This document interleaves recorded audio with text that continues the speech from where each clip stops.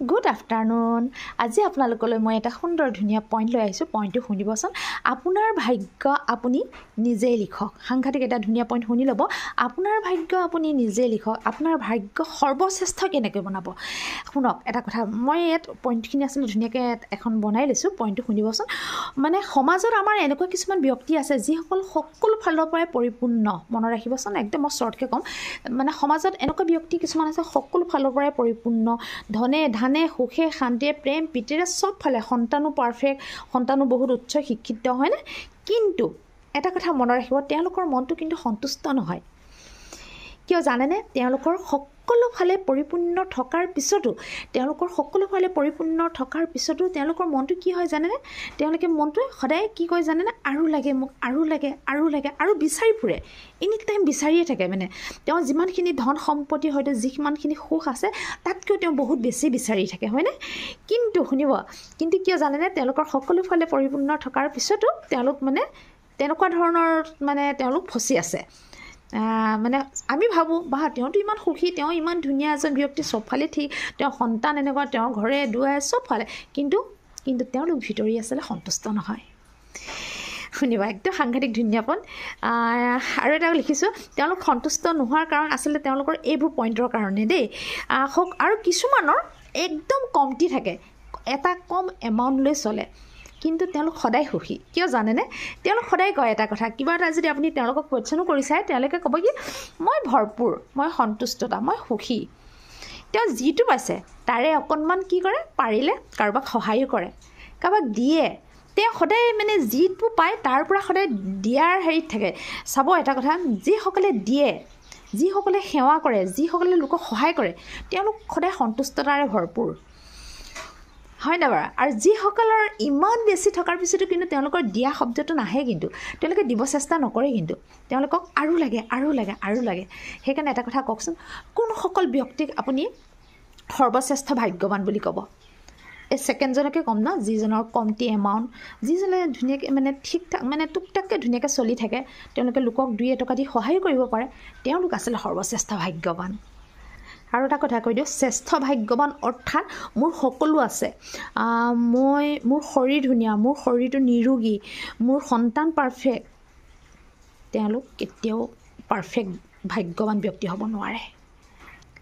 ঠিক তেনেদৰে আমি কেতিয়াবা কওঁ ন, আজি বতৰটো সেমেকা, সেইকাৰণে আজি আমাৰ মনটো সেমেকা, কওঁ ন কেতিয়াবা, কিন্তু মই ভাবোঁ তেনেকুৱা আমি হ'ব নালাগে।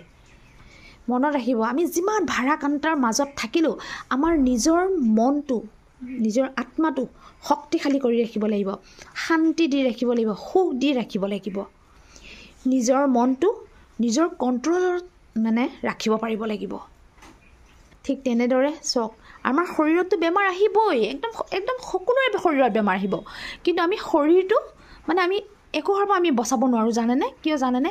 চাওক, খোৱা পানী, খাদ্য, বায়ুমণ্ডল, বতাহ, চবতে কেমিকেল। সেইকাৰণে আচলতে আমি শৰীৰটো বচাব নোৱাৰোঁ, কিন্তু আমি আমাৰ মনটো বচাব পাৰিম। মনটো আমি শক্তিশালী কৰি ৰাখিব লাগিব, মনটো আমি শান্তি দি ৰাখিব লাগিব, সুখ দি, প্ৰেম দি যদি আমি মনটো সদায় পৰিপূৰ্ণ কৰি ৰাখোঁ, চাব এই প্ৰতিবোৰ বস্তুতে আমি যুঁজি যাব পাৰিম। আৰু আমাৰ মনটো যেতিয়া শান্তি হৈ থাকিব, আমি এজন সঁচাকৈ ভাগ্যৱান, শান্তিৰূপে এজন শক্তিশালী ৰূপে আমি খাৰা হ'ব পাৰিম। কথাষাৰ হয় নহয় ক'বচোন? আৰু এটা কথা কৈ দিওঁ, যিসকল পাৰফেক্ট ভাগ্যৱান ব্যক্তি নহয়, তেওঁলোকে সদায় দিব চেষ্টা কৰে, সদায় চাবচোন, হয় নহয়? তেওঁলোকে সদায় দিয়ে, কিন্তু তেওঁলোকে বেগ নিবিচাৰে, কেতিয়াও নিবিচাৰে।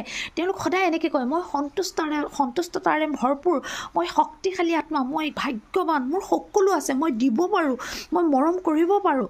তেওঁলোকে সদায় দিব চেষ্টা কৰে। আপোনালোকে চাবচোন, তেনেকুৱা ব্যক্তি আমাৰ পৃথিৱীত বহুত আছে, সমাজত বহুত আছে। তেওঁলোকে কি কৰে? অকল দিয়াৰ ধান্দাত থাকে, দিব চেষ্টা কৰে, লোকক সহায় কৰাত আগবাঢ়ি যায়।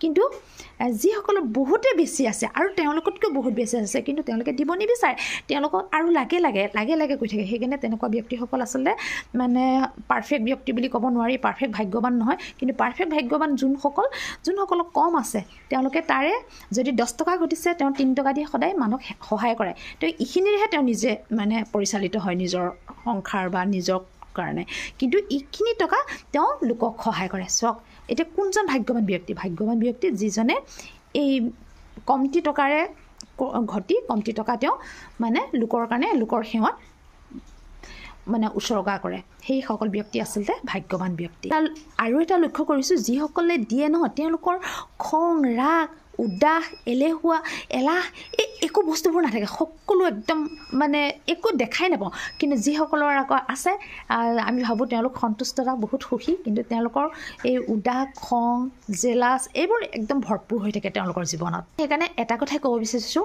চাওক সকলো এজন আমি সেইকাৰণে নিজৰ ভাগ্য আমি নিজে লিখিব পাৰোঁ নিজৰ ভাগ্যখন নিজে ঠিক কৰিব পাৰোঁ নিজৰ ভাগ্যখন যদি আমি পাৰফেক্ট কৰিব বিচাৰোঁ আমি সদায় কিছুমান বস্তু আমাৰ নিজৰ মনত নিজে সন্তুষ্ট হৈ থাকিবলৈ নিজৰ আত্মাক শক্তিশালী কৰি ৰাখিবলৈ লাগিব আৰু নিজৰ আত্মাক সদায় সুখ শান্তি প্ৰেম পবিত্ৰতাৰে আমি নিজে ভৰাব লাগিব আমাক বেলেগে কোনেও সহায় কৰিব নোৱাৰে এই কথাষাৰ সদায় মনত ৰাখিব মই নিজে কিছু বস্তু মই কৰোঁ মই নিজে সদায় এটা কথাই ভাবোঁ মই নিজে শক্তিশালী আত্মা মই পবিত্ৰ আত্মা মই ভাগ্যৱান মই সুখ শান্তি প্ৰেম আনন্দৰে ধন ধানেৰে মই পৰিপূৰ্ণ মই সদায় নিজক সেই বস্তুখিনি মই মানে সদায় হেৰি কৰোঁ কেলৈ মই ধ্যান মেডিটেশ্যনো কৰোঁ আপোনালোককো কৈছোঁ সদায় কৰি যাওক এইখিনি চাব জীৱনটো সুন্দৰ হৈ পৰিব জীৱনটো এটা সুন্দৰ মানে ভাগ্যশালী ৰূপত মানে সৰ্বশ্ৰেষ্ঠ ৰূপে মানে আমি আগবাঢ়ি যাবলৈ সক্ষম হ'ম অন্ততঃ নিজৰ ওচৰত নিজে গম পাব ন নিজে আপুনি সন্তুষ্টতা হয়নে নিজে আপুনি ভাগ্যৱান হয়নে যদি আপুনি এইখিনি কৰি থাকে মই ভাবোঁ সদায় হ'ব চিয়'ৰ হ'ব কিন্তু আমি নিজক এইখিনি সদায় ধ্যান দিব লাগিব আজি মোৰ ভিডিঅ' লাইভটো মানে মোৰ ভিডিঅ'টো একদম দীঘল হৈ গৈছে আজি ইমানটোৱে ৰাখোঁ মই আকৌ নেক্সট ভিডিঅ'লৈ আপোনালোকৰ ওচৰত আহি আছোঁ দেই নমস্কাৰ